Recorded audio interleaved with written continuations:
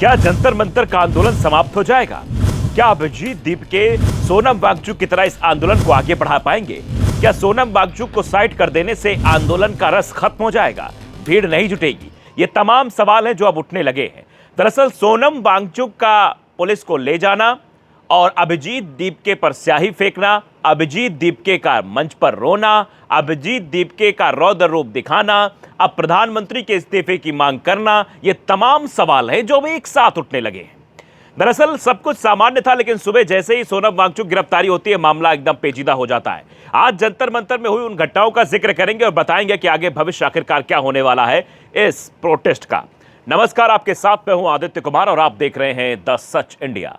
सबसे बड़ी बात जिस को लेकर हो रही है वो सोनम वांगचुक को ले जाने को लेकर हो रही है।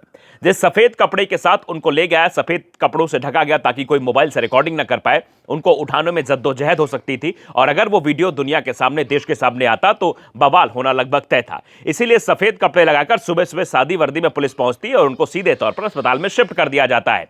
यह कहा जाता है कि हाईकोर्ट का आदेश था, हाईकोर्ट के आदेश का पालन करते हुए दिल्ली पुलिस ने यह कार्रवाई की है या फिर उनको अस्पताल पहुंचाया है, क्योंकि सोनम वांगचुक देश के लिए इंपॉर्टेंट है।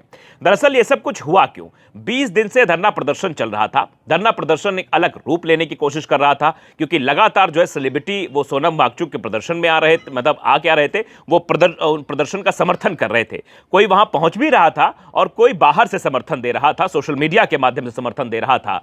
और लगातार विपक्ष के जो नेता हैं वो भी पहुंच रहे थे। अरविंद केजरीवाल से लेकर डिंपल यादव तक बड़े बड़े नेता वहां पर पहुंचे, उनके साथ छोटे मोटे जो विधायक सांसद हैं वो भी पहुंच रहे थे। आंदोलन बड़ा होता दिखाई दे रहा था। ऐसा कहा जा रहा है कि भारतीय जनता पार्टी ने इस आंदोलन को खत्म करने के एक नए पैटर्न को इस्तेमाल किया है फिलहाल।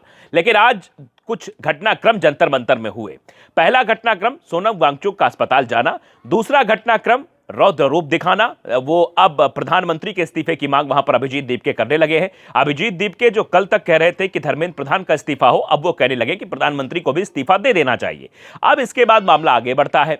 सोनम वांगचुक मंच पर रो भी पड़ते हैं, उसका भी वीडियो वायरल होता है, लोग हौसला अफजाई करते हैं। अक्सर आंदोलन में अगर आंसू गिरते हैं, आंदोलन में अगर रोना होता है तो आंदोलन बढ़ जाता है। ये किसान आंदोलन के वक्त भी आपने देखा था। जब किसान आंदोलन में राकेश टिकैत रोए तो राकेश टिकैत उस वक्त हीरो बन गए थे। तो क्या उस पैटर्न को इस्तेमाल करने की कोशिश इधर हो रही है या फिर अब यह आंदोलन और रौद्र रूप लेने वाला है? यह भी सवाल अब लोगों के जहन में उठने लगा है।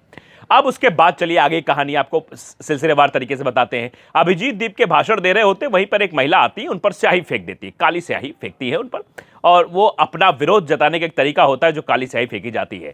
अब इसके बाद चर्चा और बढ़ जाती है। उस महिला के साथ मारपीट भी होती है। ऐसा कहा जाता है महिला क्योंकि बैठ देती है, जय श्री राम चिल्लाते हुए वहां से बाहर निकलती हैं कि मुझे बहुत मारा, मुझे बहुत मारा। इस तरीके की चीजें भी होती हुई नजर आ रही है।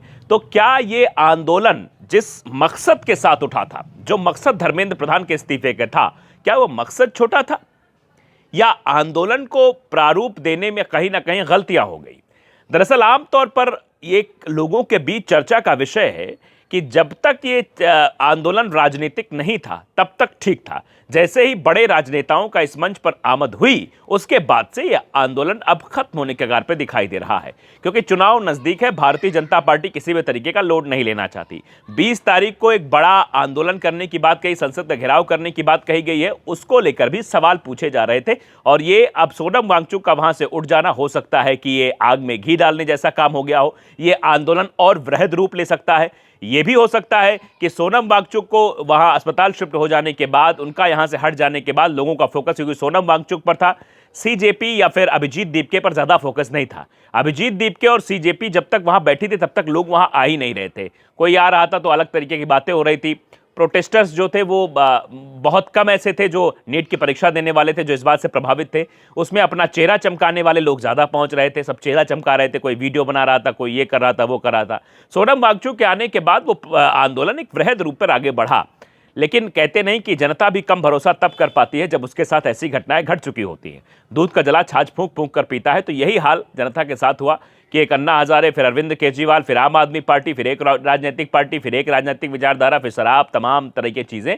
तो अब वैसा जनता नहीं चाहती है। शायद यही वजह थी कि वो पैटर्न पूरी तरीके से लोगों के दिमाग में क्लिक नहीं कर रहा था, और यही वजह है कि क्लिक नहीं कर रहा था। अब सवाल ये पैदा होता है कि आगे होगा क्या इस आंदोलन का? सवाल तो कई सारे हैं। अभिजीत दीपके कह रहे हैं अब मैं आमरण अनशन करूंगा, लेकिन सब लोग सवाल यह भी उठा रहे हैं कि जिस वक्त सोनम वांगचुक को वहां से उठाया जा रहा था, उस वक्त अभिजीत दीप के एक रेस्ट हाउस में रुके हुए थे। वो आराम से चैन की नींद सो रहे थे और यहां से भूखे प्यासे अमरण अनशन पर बैठे हुए सोनम वांगचुक को यहां से उठाया जा रहा था। ये सवाल भी लोग पूछ रहे हैं कि आखिर ऐसा क्यों, और वो महिला कौन, पैटर्न क्या, 20 तारीख तक ये आंदोलन टिक पाएगा कि नहीं टिक पाएगा, क्या आने वाले समय में जो एक बड़ा आंदोलन करने की बात कह रहे हैं वो हो पाएगा नहीं हो पाएगा, यहीं से आंदोलन समाप्त हो जाएगा, इस पर भी लगातार चर्चाएं चल रही हैं। आपकी इस पर क्या राय है, हमें ज़रूर बताइए।